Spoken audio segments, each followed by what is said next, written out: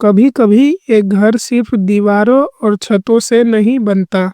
वो बनता है उन रहस्यों से जो कभी बोले नहीं जाते। आज की कहानी एक ऐसे ही घर की है। नोएडा के जलवायु विहार के मकान नंबर L32 की। एक ऐसा घर जहां 15 साल पहले जो हुआ वो आज भी देश के सबसे बड़े रहस्यों में गिना जाता है। ये कहानी है आरुषि तलवार और हेमराज बंजारा की। एक ऐसी रात जिसने सब कुछ बदल दिया। नोएडा के जलवायु विहार के मकान नंबर L32। इस घर में रहते थे डॉक्टर राजेश तलवार, उनकी पत्नी डॉक्टर नुपुर तलवार, उनकी 14 साल की बेटी आरुषि और नेपाल से आया नौकर हेमराज। घर की बनावट थोड़ी उलझी हुई थी। 3 दरवाजे थे, एक बाहरी गेट, एक बीच का ग्रिल डोर और सबसे अंदर लकड़ी का दरवाजा। हेमराज का कमरा बिल्कुल बाहर की तरफ था, जिसे घर के अंदर भी जाया जा सकता था और बिना मेन गेट खोले बाहर भी निकला जा सकता था। यही वजह थी कि आगे चलकर दरवाजों को लेकर बहुत भ्रम फैला। उस दिन सब कुछ बिल्कुल सामान्य था। सुबह आरुषि स्कूल गई। मां नुपुर ने उसे तैयार किया और पिता राजेश अपने क्लिनिक के लिए निकल गए। रात को करीब 9:30 बजे सब घर लौटे। परिवार ने साथ बैठकर डिनर किया और अगली सुबह होने वाली छुट्टियों की बात की।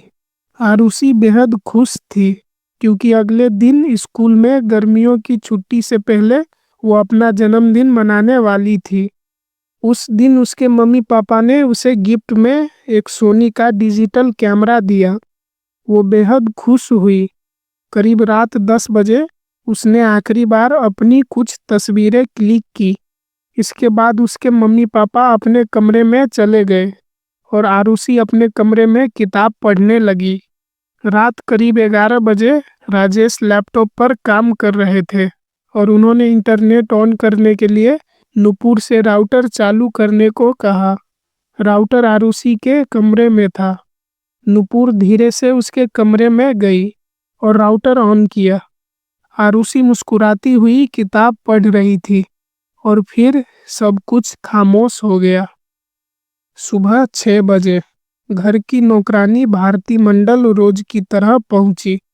उसने घंटी बजाई, कोई जवाब नहीं। फिर से बजाई, अब भी सन्नाटा। तीसरी बार बजाने पर नुपुर तलवार ने अंदर से दरवाजा खोला। भारती को अजीब लगा क्योंकि रोज दरवाजा तो हेमराज खोलता था। नुपुर ने कहा वो दूध लेने गया होगा। इसके बाद भारती ने बाहर वाला गेट खोला। वो बिना चाबी के ही धक्के से खुल गया। बीच का दरवाजा बाहर से बंद था, पर उस पर सिर्फ कुंडी लगी थी, ताला नहीं। नुपुर ने बालकनी से चाबी नीचे फेंका।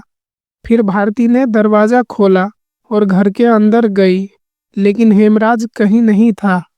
उसी वक्त राजेश डाइनिंग रूम में पहुंचे। टेबल पर शराब की बोतल रखी थी, जिस पर खून के निशान थे। वो घबरा गए और आरुषि के कमरे की तरफ दौड़े। आरुषि के रूम का दरवाजा खुला हुआ था, जो हर रात बंद रहता था।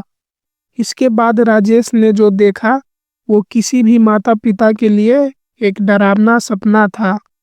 बेड पर आरुषि खून में लथपथ पड़ी थी। उसका गला धारदार हथियार से काटा गया था। सिर पर भी गहरी चोट के निशान थे। इसके बाद पुलिस को बुलाया गया, लेकिन तब तक पूरा घर पड़ोसियों और रिश्तेदारों से भर चुका था। लोग जिज्ञासा में अंदर घुस गए और यही पुलिस की सबसे बड़ी गलती हुई। क्राइम सीन पूरी तरह से नष्ट हो गया था। फिंगरप्रिंट, खून के निशान सब मिट चुके थे। राजेश ने पुलिस को बताया हेमराज ने आरुषि का कत्ल करके भाग गया। पुलिस ने तुरंत यही मान लिया और हेमराज को भगोड़ा घोषित कर दिया। पर 24 घंटे बाद जो हुआ उसने पुलिस की थ्योरी को चकनाचूर कर दिया। 17 मई की सुबह एक retired police officer Kaushik Gautam जांच के लिए घर पहुंचे। उन्होंने देखा कि छत का दरवाजा बंद है, पर उसके पास खून के निशान हैं। चाबी नहीं मिली तो उन्होंने ताला तोड़ दिया। जैसे ही दरवाजा खुला, सबके पैरों तले जमीन खिसक गई। छत पर हेमराज की लाश पड़ी थी। उसके गले पर भी वही कट था, सिर पर वैसे ही चोट, और दीवार पर खून से सना हुआ हाथ का निशान। वही निशान जो आज तक इस केस की सबसे बड़ी कुंजी माना जाता है। अगर उस दिन पुलिस ने उसे सही से जांचा होता तो शायद ये केस उसी वक्त सुलझ जाता। अब पुलिस के सामने सबसे बड़ा सवाल यह था कि अगर हेमराज मारा गया तो हत्यारा कौन है। सोसाइटी के गार्ड्स का बयान आया कि रात 11 बजे से सुबह 6 बजे तक घर से कोई बाहर नहीं निकला, यानी हत्यारा घर के अंदर ही था।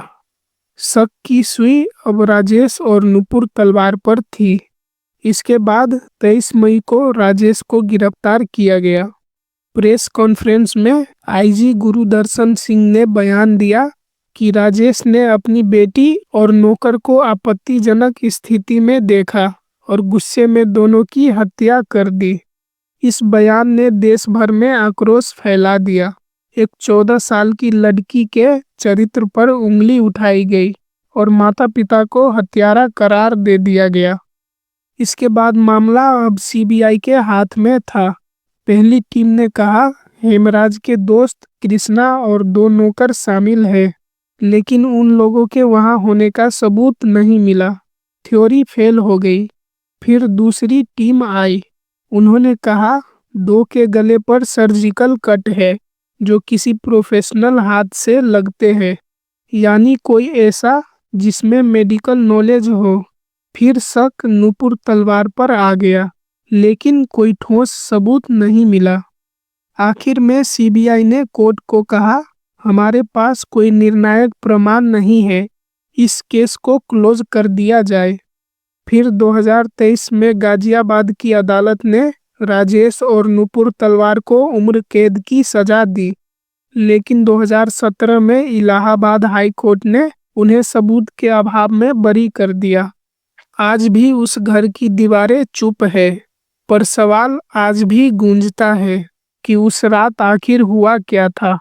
क्या ये हत्या किसी अजनबी ने की थी, या वो कोई ऐसा था जो घर के अंदर ही मौजूद था। 15 साल बीत चुके हैं, फिर भी L32 जलवायु विहार की वो छतें, वो दीवारें, वो खून का निशान अब भी सच बताने की कोशिश कर रहे हैं।